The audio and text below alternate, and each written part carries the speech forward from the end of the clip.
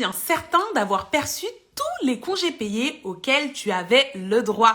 Aujourd'hui, on est là pour un live FAQ spécial sur les congés payés et je vais te partager 3 types de congés supplémentaires que tu peux avoir et que malheureusement, parce qu'ils sont trop méconnus, eh bien, il y a beaucoup de personnes qui ne sont pas au courant et donc qui n'en bénéficient pas. Hello tout le monde, j'espère que vous allez bien, j'espère que vous avez passé un bon début de semaine. Coucou.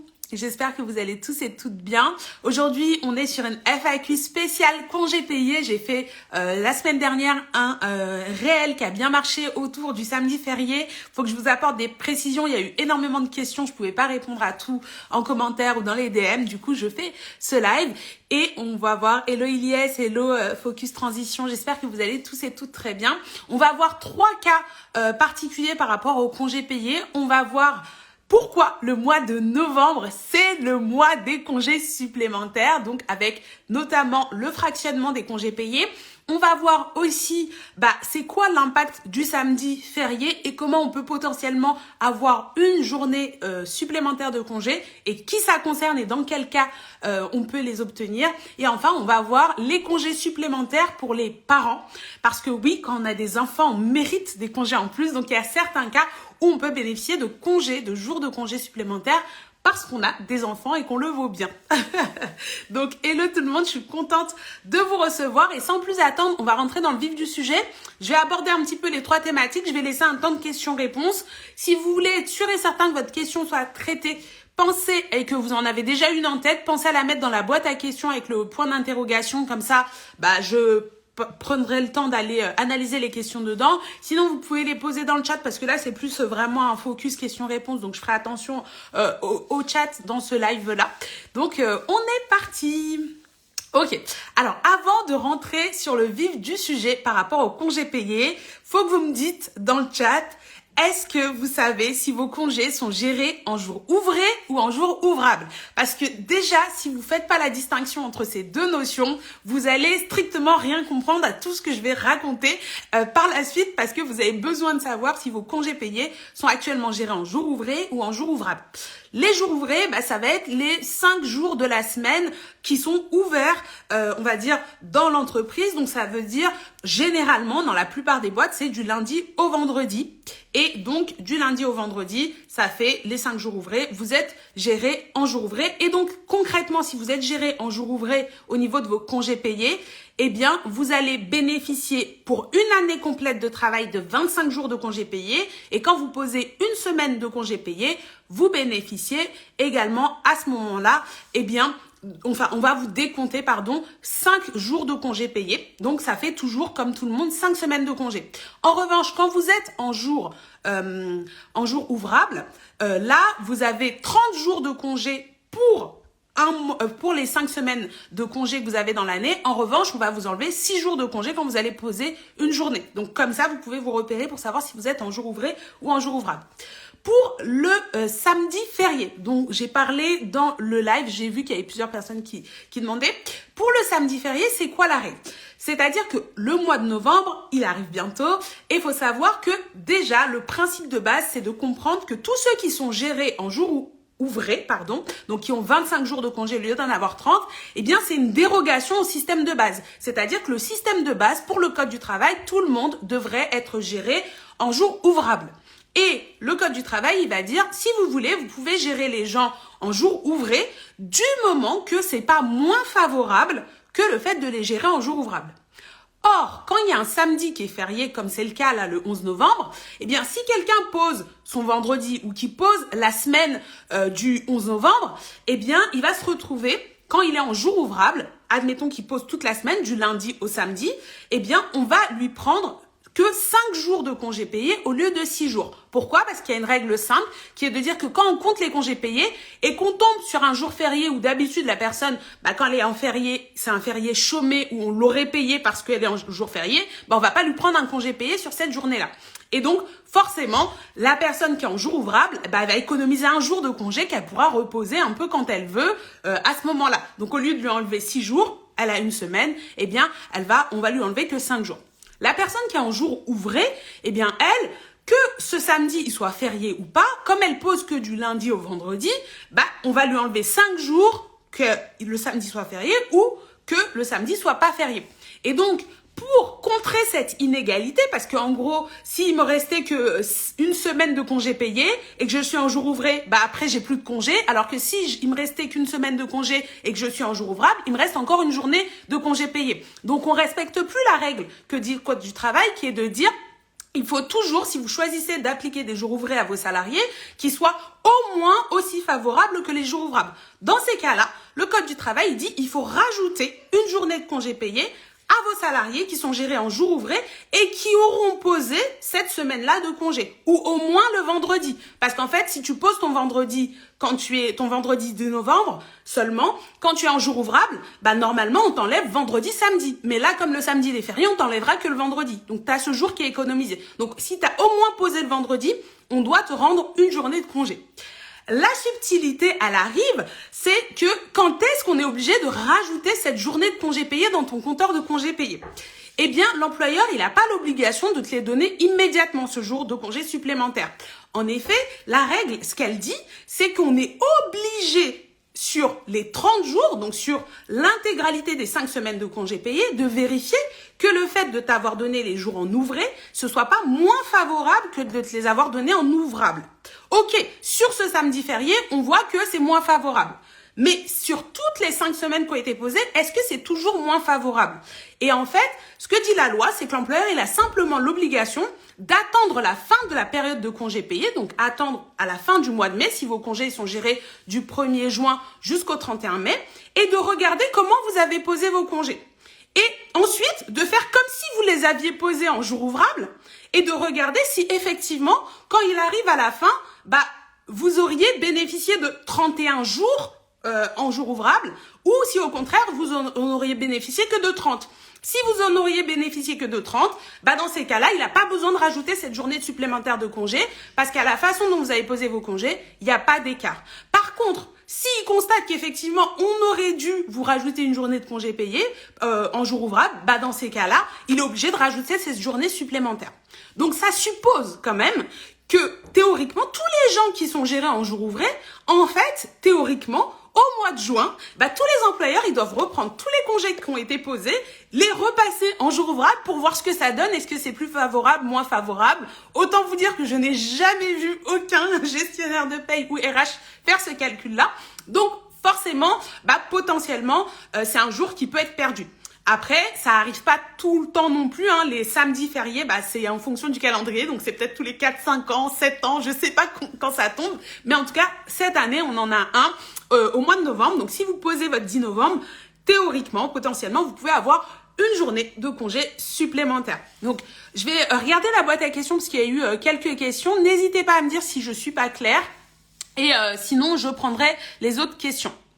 Oui, Lady Caribbean qui nous dit, du coup, ce vendredi, il faut le poser en CP et non en RTT. Tout à fait. Les RTT, ça n'a rien à voir avec les congés payés. Les RTT, c'est ce qu'on appelle la récupération du temps de travail.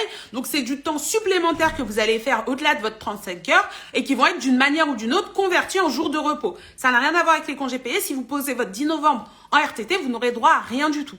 Donc ça, c'est pour le samedi férié. Mais en novembre, de manière générale, il faut savoir que c'est vraiment le mois où vous avez l'occasion d'avoir des congés en plus grâce à ce qu'on appelle le fractionnement des congés payés. Donc on en arrive à notre règle numéro 2. La règle numéro 2, elle est basée sur un principe simple. Le principe, comme le fait que les congés sont théoriquement gérés en jours ouvrables, c'est aussi qu'il y a une période annuelle dans l'année où c'est le moment où vous devez poser vos congés payés. Et cette période annuelle dans l'année, la loi, elle dit que théoriquement, pour être bien reposé, entre guillemets, il faudrait que vous ayez posé un maximum de congés payés entre le 1er mai de l'année et le 31 octobre. Donc, c'est la période un peu estivale, c'est la période des congés. Et donc, ça veut dire que votre employeur, il doit vous permettre de poser, idéalement, vos 4 semaines de congés payés principales qui doivent être posées à ce moment-là. Et donc, quand on revient à nos 5 semaines de congés payés auxquelles tout le monde a le droit, les 5 semaines de congés payés auxquelles tout le monde a le droit, eh bien, il faut partir du principe qu'il y a 4 semaines de congés principales. Donc ça, c'est les tout premiers congés qu'on a eus avec la lutte, etc. Et après, à un moment donné, ils nous ont rajouté une 5e semaine, qui est une 5e semaine en plus. Du coup, quand on va s'intéresser au calcul du fractionnement, cette 5e semaine, elle ne compte pas. D'accord? On s'intéresse qu'aux 4 premières semaines de congé. Donc, si vous êtes géré en jours ouvrés, on s'intéresse à vos 20 premiers jours de congé que vous avez acquis sur l'année. Si vous êtes en jours ouvrables, on s'intéresse aux 24 premiers jours de congé que vous avez acquis sur l'année.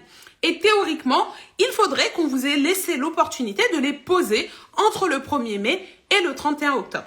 Du coup, quand on vous a pas laissé l'opportunité de les poser pendant toute cette période-là, eh bien, on dit que vous avez fractionné vos congés. Pourquoi? Parce que ça suppose que vous avez pris une fraction de vos congés entre le 1er mai et le 31 octobre, et il y a une autre fraction de votre congé que vous allez poser pendant la période un peu plus hivernale entre novembre et le 31 mars. Ok? Et donc, le fractionnement des congés, il faut comprendre que ça peut être à l'initiative de l'employeur, mais ça peut être aussi à votre initiative. Il y en a qui n'ont pas envie de poser 4 semaines entre le 1er mai et le 31 octobre.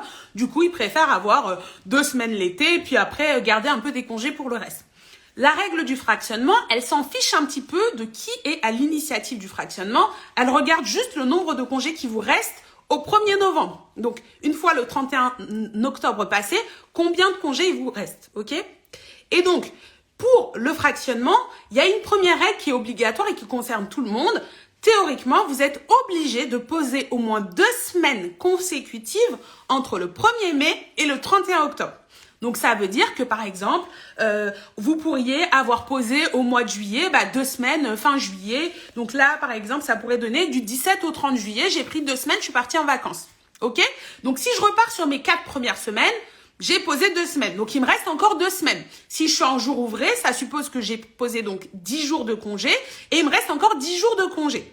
Ces 10 jours de congé, quand je reviens août, je prends pas de congé. Septembre, je prends pas de congé. J'arrive ensuite au mois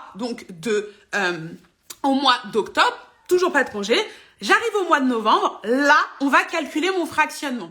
Et donc, je vous le disais tout à l'heure, sur les 4 premières semaines, il me reste 10 jours.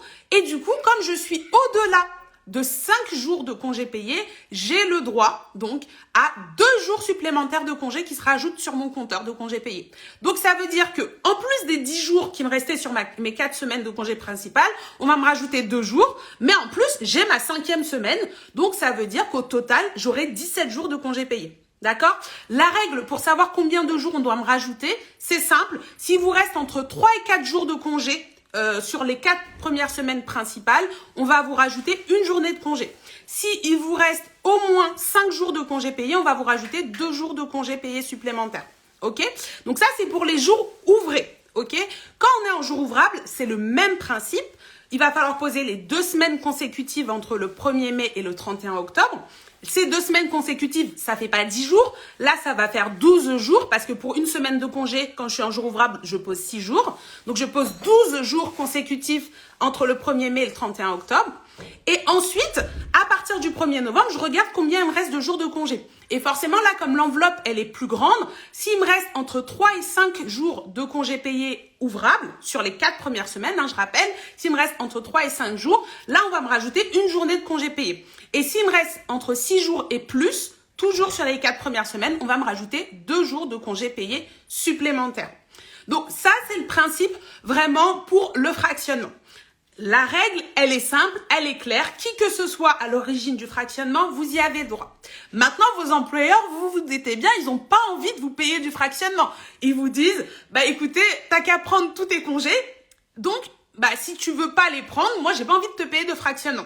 Ça marche pas comme ça, mais il faut toujours et jamais oublier que pour les congés payés, c'est plutôt l'employeur qui va avoir le pouvoir de direction de dire c'est à cette période qu'on pose X semaines de congés. J'accepte tes congés parce que c'est pratique pour le travail. Je refuse tes congés parce que c'est pas pratique pour l'activité. Donc, s'il voit que tu as tendance à réclamer des jours de fractionnement, il peut décider de t'imposer, de poser 4 semaines de congés entre le 1er mai et le 31 octobre, ce qui fait que de toute façon, il te restera aucun congé et de toute façon, tu n'auras pas de fractionnement.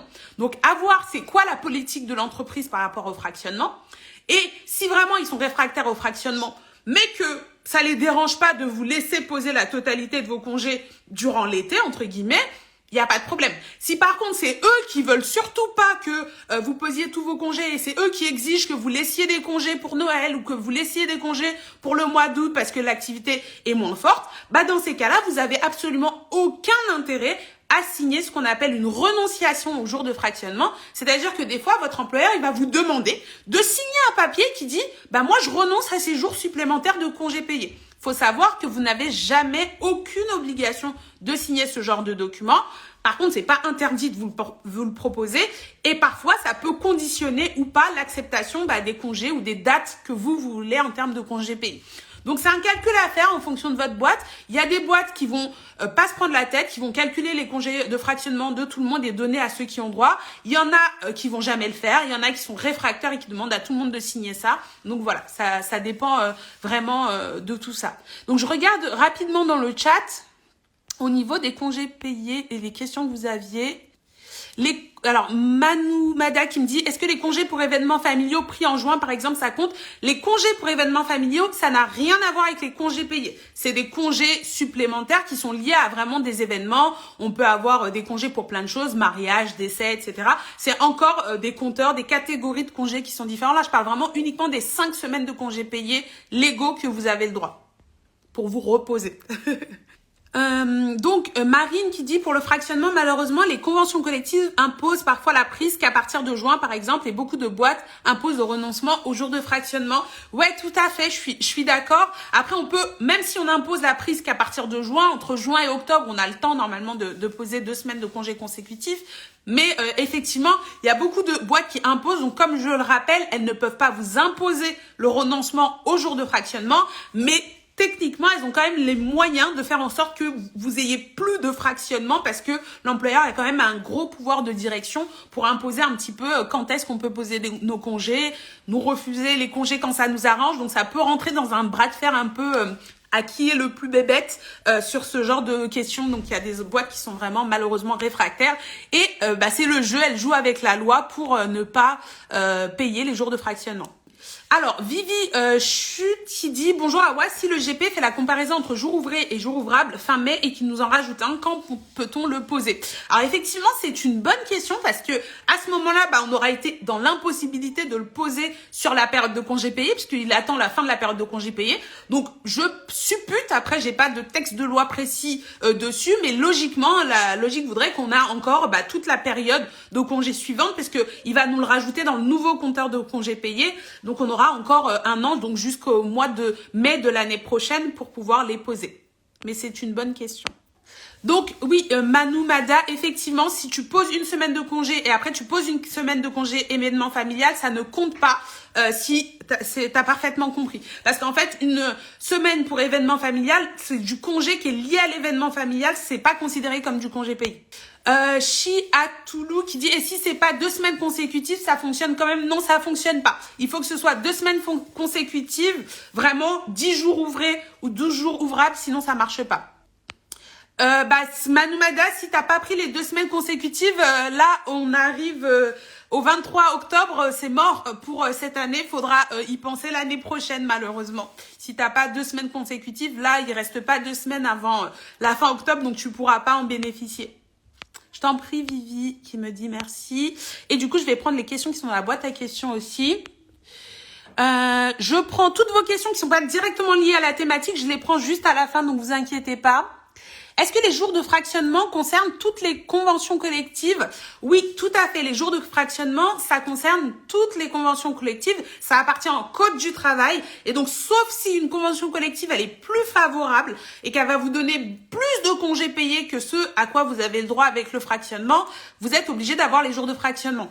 Même principe, je l'ai pas précisé tout à l'heure pour le samedi férié avec son jour supplémentaire. C'est seulement si déjà votre convention collective ou votre employeur, il vous donne pas déjà plus de congés que le légal. Parce que les règles, c'est de dire, il faut pas que ce que vous applique votre employeur soit moins favorable que la loi. Donc, vos 30 jours ou vos 25 jours de congés. À partir du moment où on va déjà avoir des règles qui font que nous, on a X jours de congés en plus pour telle ou telle raison qui sont des congés payés supplémentaires. Par exemple, des congés ancienneté, des congés parce que tu as 58 ans, des congés pour ci, pour ça. Tu as déjà des congés supplémentaires. Donc, si les règles de fractionnement ne te font pas avoir plus encore de congés payés, dans ces cas-là, tu n'as pas le droit à ces jours supplémentaires. Et donc, Joy Note, il dit, mon entreprise, c'est 2 jours en plus, s'il nous reste 7 jours ou plus, il me semble, c'est normal. Si tu es en jour ouvrable, normalement, c'est s'il vous reste 6 jours ou plus qui doit vous laisser, qui doit vous donner 2 jours en plus. Et si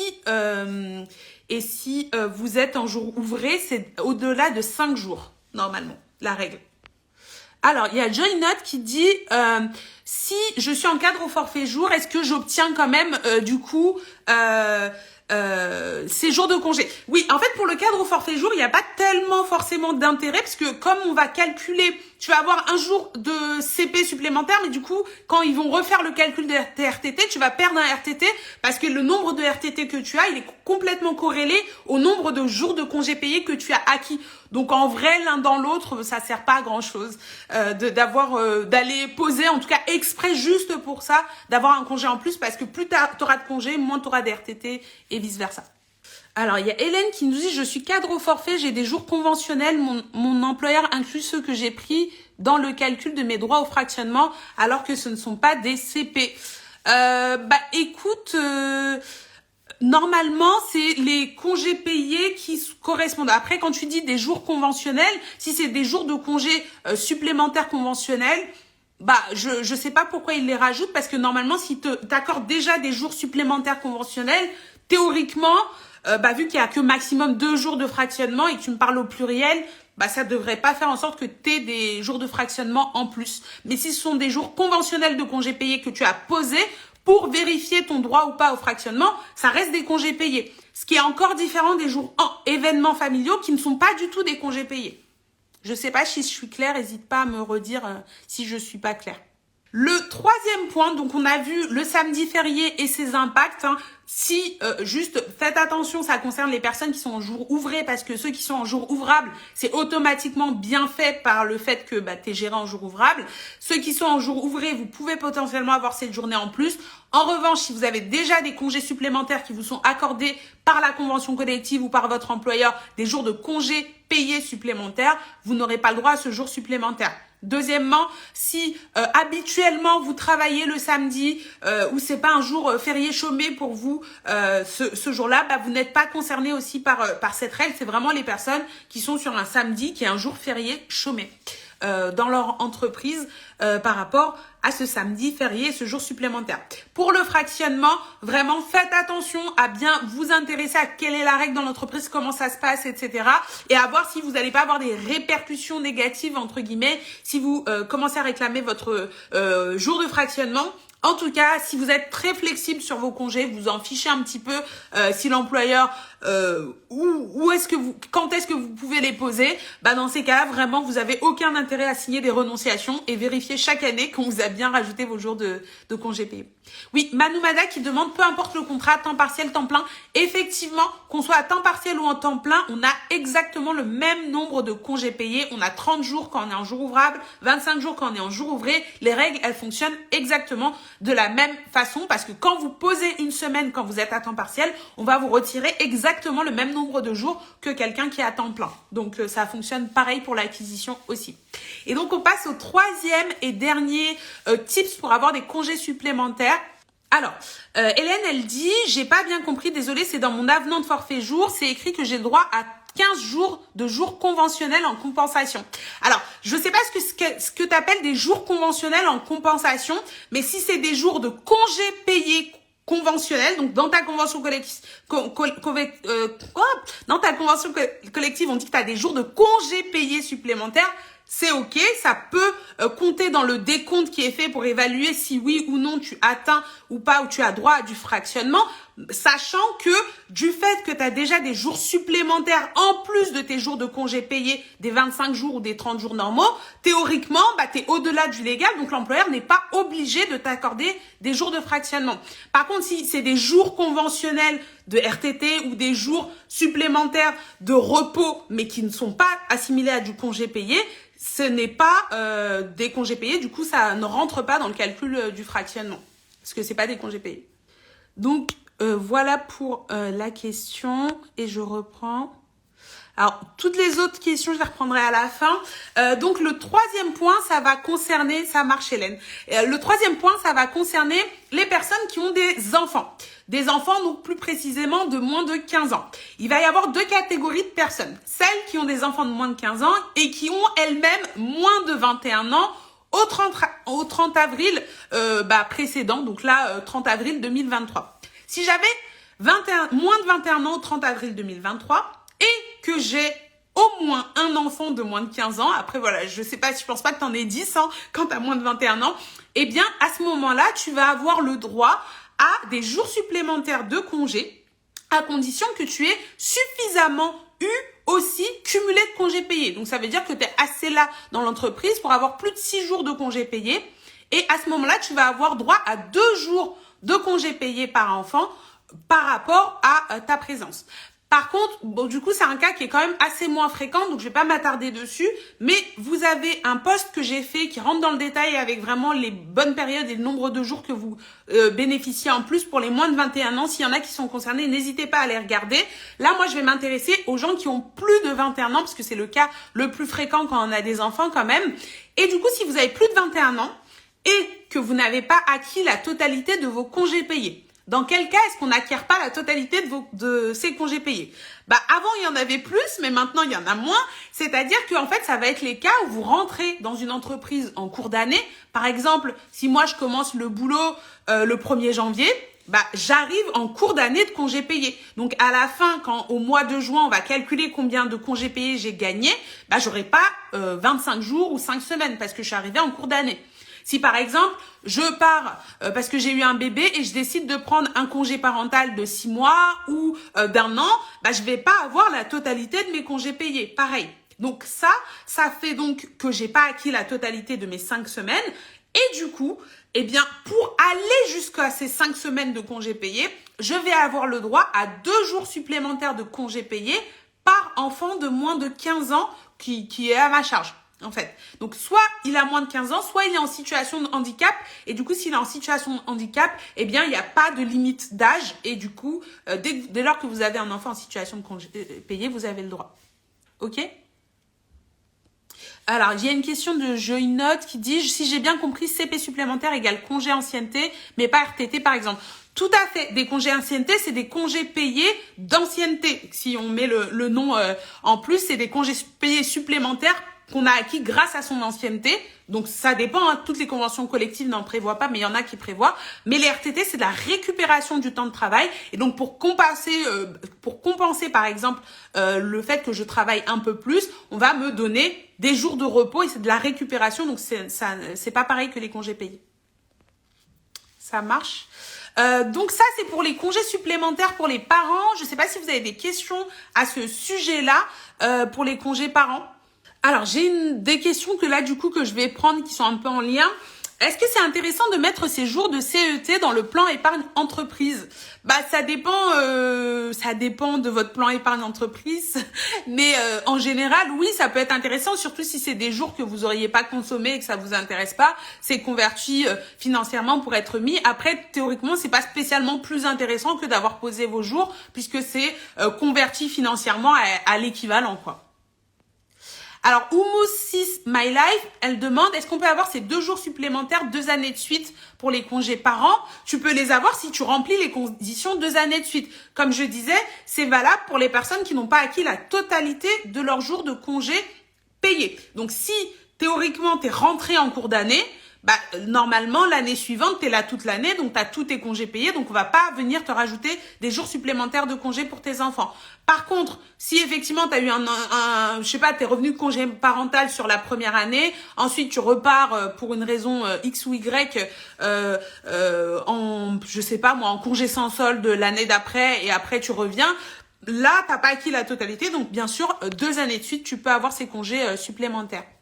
Cathy qui demande combien d'années est-ce qu'on a pour réclamer les congés des enfants.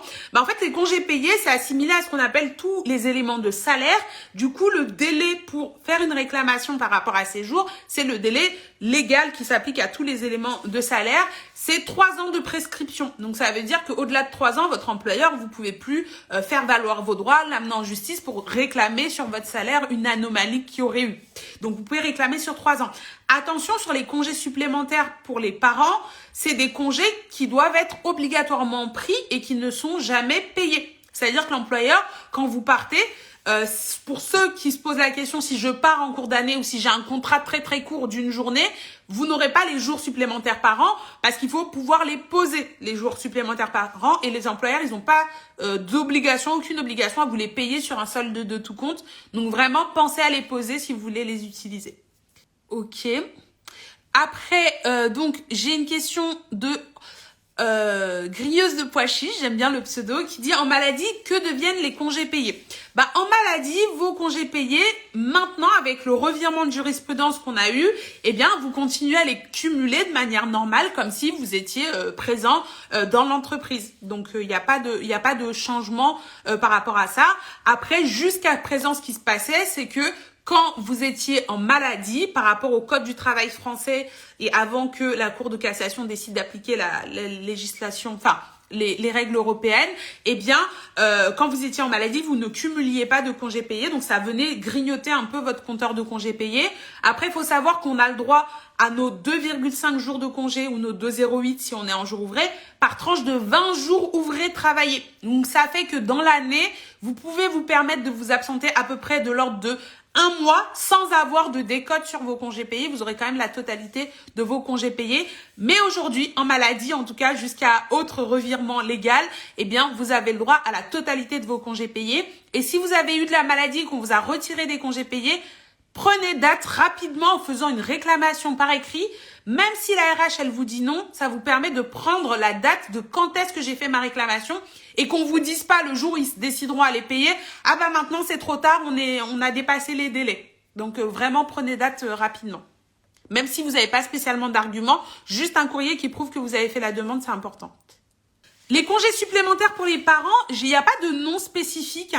Moi, j'appelle ça les congés parents parce qu'en fait, si tu veux, avant, ça s'appelait les congés mère de famille, mais ils se sont dit que c'était pas très égalité homme-femme. Donc après, je crois que c'était sous Najat Vallaud-Belkacem qu'ils ont changé. Ils ont appelé ça les congés parents. Donc c'est des congés supplémentaires. Mais n'hésitez pas à voir dans mon guide sur vérifie tes congés payés. J'ai fait un post, je crois, il y a 2 ans là-dessus, et je vous ai mis l'article de loi que vous pouvez aller consulter si vous voulez envoyer un petit message à vos RH. Alors, Sojak qui me demande: est-ce que les congés ancienneté sont considérés comme des congés payés? Oui, normalement, par rapport à votre congé, à votre convention collective, si vous parlez de congés d'ancienneté, normalement, ça doit être considéré comme des congés payés. Ça doit être valorisé sur votre bulletin de salaire comme des congés payés. Après, n'hésitez pas quand même à regarder dans la convention collective parce qu'en légal, au niveau du Code du travail, les congés d'ancienneté, ça n'existe pas. Donc, ça veut dire que c'est votre convention collective qui les a inventés, entre guillemets. Donc, c'est elle qui définit les règles, comment ça se calcule, comment on les paye et qu'est-ce qui s'applique ou pas. Donc, faut pas hésiter à les regarder. Alors, Oummessen qui me dit: si l'entreprise fonctionne du 1er janvier au 31 décembre, est-ce que ça fonctionne aussi? Alors, je sais pas de quoi tu me parles, mais ça fonctionne aussi pour les congés supplémentaires par an, ça fonctionne totalement. C'est juste que du coup, il faut qu'on regarde à fin décembre combien de congés tu as acquis. Si tu n'as pas acquis la totalité, tu as droit à ces congés supplémentaires. Pour le fractionnement, ça fonctionne aussi, mais peu importe en fait que ton entreprise soit du 1er janvier au 31 décembre, la période qu'on va regarder, c'est vraiment la période officielle pour poser chez congé. Donc du 1er mai au 31 octobre, on va regarder si tu as bien posé tes 12 jours consécutifs et combien de congés il te reste aussi à partir de novembre. Donc, on va pas décaler par rapport au fait que toi, tu as acquis tes congés du 1er janvier au 31/12. Et le férié, samedi férié, c'est la même chose, sauf que toi, ils évalueront à fin décembre pour voir si tu as bien acquis la totalité des jours. Tadadam. Je crois que j'ai plus de questions là-dedans. Alors, Sabrina qui nous dit qu'elle est en mi-temps thérapeutique. Est-ce qu'on doit poser un congé sur les jours à domicile? Normalement, non. Si tu es en mi-temps thérapeutique, soit tu es sur une partie qui est en mi-temps thérapeutique, donc en arrêt maladie, soit tu es une partie où tu travailles. Donc, il n'y a pas de notion de congé payé sur les jours à domicile. C'est juste que, par contre, ton employeur, il n'est pas tenu de te payer sur les jours à domicile. C'est la sécurité sociale qui te paye sur les jours à domicile, puisque c'est des jours où tu es censé être en maladie. Et donc, tu reçois le complément éventuellement de l'employeur sur les autres jours où tu as travaillé. Mais du coup, ça peut faire effectivement une perte de salaire en fonction si tu as droit à des indemnités prévoyance ou pas. Mais si peut-être que tu veux pas avoir cette perte de salaire, ça peut avoir un intérêt à poser des congés, mais du coup, tu seras en congé payé et tu seras pas en maladie sur ces jours-là. Est-ce que vous avez d'autres questions avant que je mette fin au live sur la partie congé payé? Il y a Oumous qui nous dit « Ma responsable est choquée que je les réclame une année de suite. » Bah écoute, elle peut être choquée, mais c'est la vie. Hein. Tu as le droit de réclamer tes congés enfants supplémentaires, heureusement. Hein. Tant qu'on est dans la limite des 25 jours ouvrés, tu as tout à fait compris. Et je vois pas pourquoi tu t'en priverais, parce que j'imagine que si tu as le droit, c'est que tu as dû être bien épuisé pendant ces 2 années de suite. Donc voilà, je crois qu'il n'y a pas de questions supplémentaires. En tout cas, merci beaucoup pour avoir participé à ce live. De toute façon, il sera en replay sur Instagram, mais je le mettrai aussi sur ma chaîne YouTube. Vous m'avez entendu? Ouais, je remets tous mes lives en replay sur ma chaîne YouTube pour que vous puissiez justement en profiter. Et puis voilà. Alors, j'ai pas compris ta question, Alice. J'ai pas parlé de paye complémentaire. J'ai parlé de mi-temps thérapeutique. Mais c'était par rapport aux congés payés. Et là, le live, il est vraiment axé que sur les congés payés aujourd'hui.